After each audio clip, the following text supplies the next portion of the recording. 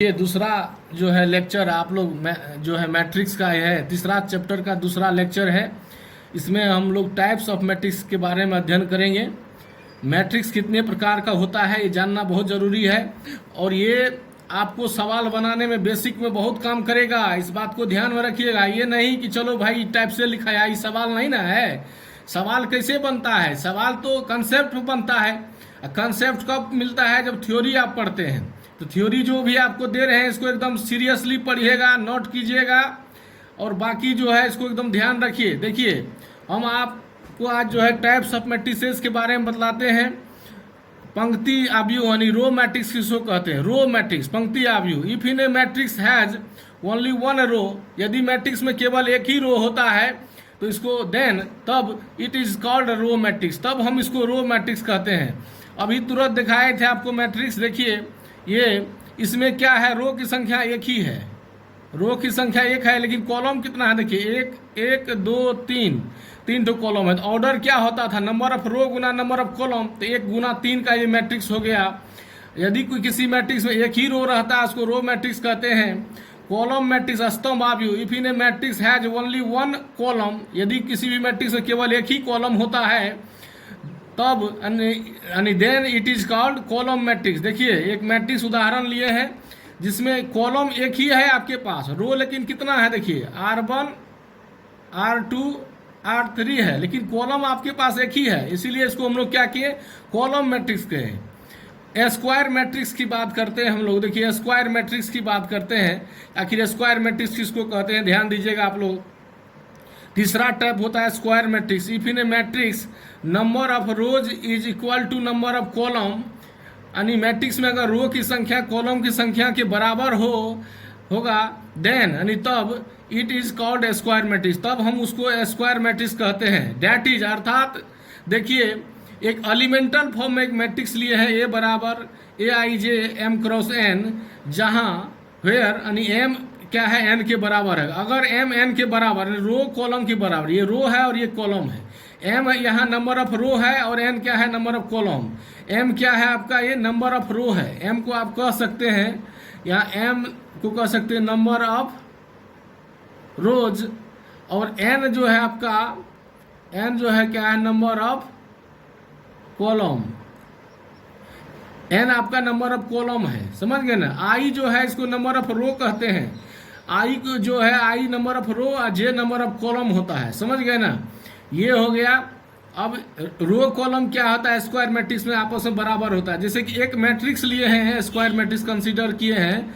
देखिए A11 A12 A13 A21 A22 A23 A31 A32 A33। देखिए वो वही है, जैसे पहला रो पहला कॉलम, पहला रो दूसरा कॉलम, पहला रो तीसरा कॉलम, दूसरा रो पहला कॉलम, दूसरा रो दूसरा कॉलम, दूसरा रो तीसरा कॉलम, तीसरा रो पहला कॉलम, तीसरा रो दूसरा कॉलम, तीसरा रो तीसरा कॉलम। देख लिए ना, पोजीशन है इसका। इसमें जो ये देख रहे हैं ये प्रिंसिपल डायगोनल है। ये क्या है? Principal diagonal. इसको पीडी कहते हैं शॉर्ट में, प्रधान विकर्ण हिंदी में बोलते हैं, या इसी को लीडिंग डायगोनल भी कहते हैं। क्या कहते हैं इसको? लीडिंग डायगोनल भी कहते हैं। इसमें जो है स्क्वायर मैट्रिक्स में हम लोग ट्रेस ऑफ मैट्रिक्स क्या होता है? देखिए ट्रेस ऑफ मैट्रिक्स या ट्रांस ऑफ मैट्रिक्स भी पढ़ते हैं, अलग ट्रांस लिखाता है, ये नहीं है। ट्रेस ऑफ मैट्रिक्स क्या होता है? इसको TRA से हम लोग सूचित किए। It is the total sum of principal diagonal element. प्रधान विकर्ण का जो एलिमेंट है उस सभी का सम जो है वही मैट्रिक्स का ट्रेस कहलाता है, समझ गए ना। तो जैसे दैट इज, इस मैट्रिक्स जो ये दिया है इसका ट्रेस TRA क्या हो जाएगा? यानी ट्रेस क्या हो जाएगा? A11 जोड़ A22 जोड़ A33। देख रहे हैं ना, ट्रेस भी पढ़ लिए आप।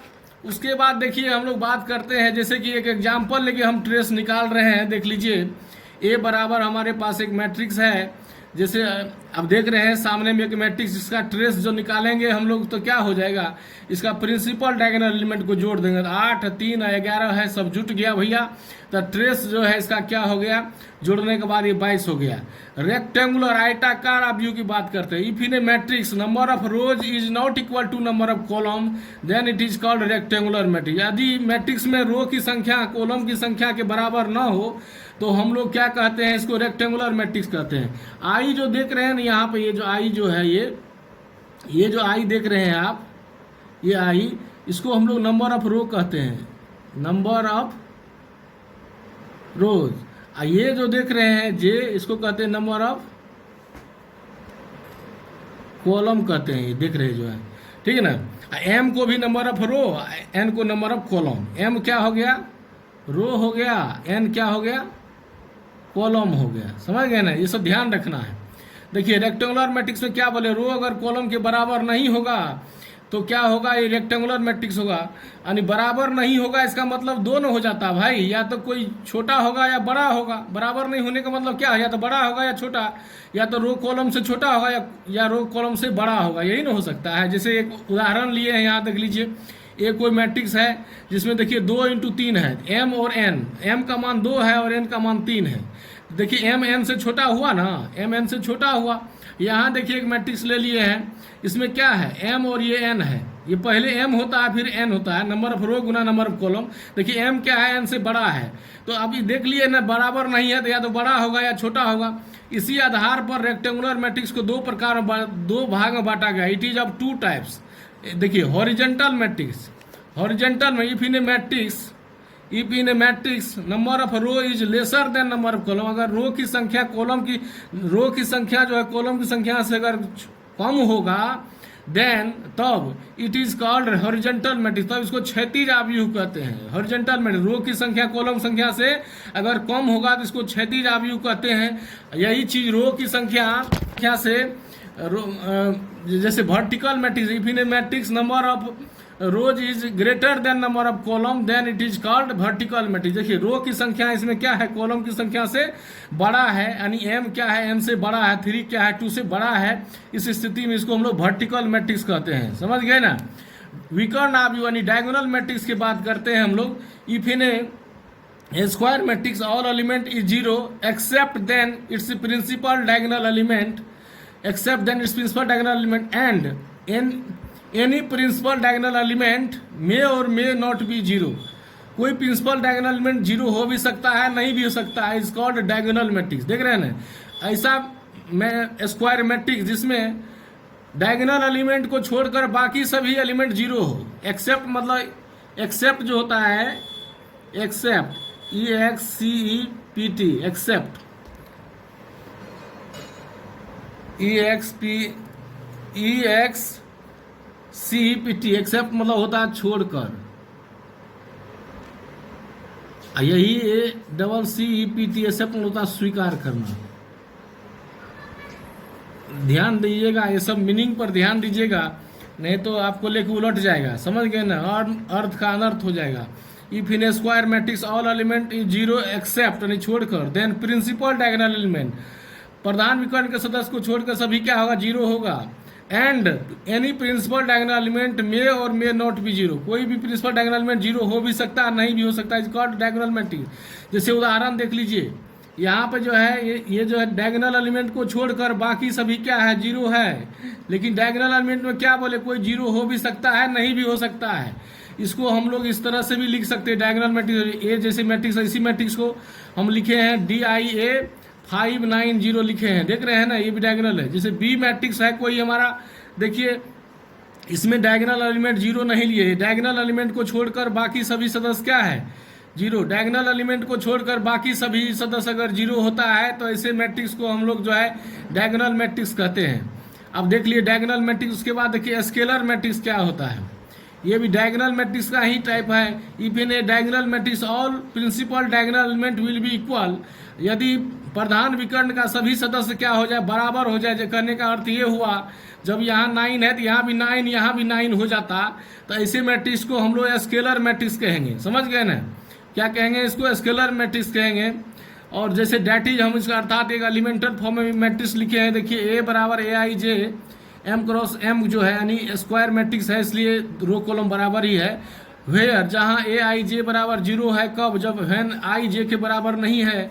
AIJ बराबर कांस्टेंट है जब व्हेन I क्या है, J के बराबर है। अब देख लिए यहाँ तक स्केलर मैट्रिक्स का एग्जांपल देखिए। प्रिंसिपल डायगोनल एलिमेंट देखिए सब क्या है, आपस में बराबर है ना, 5 है, -7 -7 है। देख रहे हैं ना, ये जो देख रहे हैं आप, ये बराबर है ना। तो इसी को हम लोग क्या कहते हैं, ये स्केलर मैट्रिक्स है। अब हम लोग यूनिट मैट्रिक्स और आइडेंटिटी मैट्रिक्स की बात करते हैं।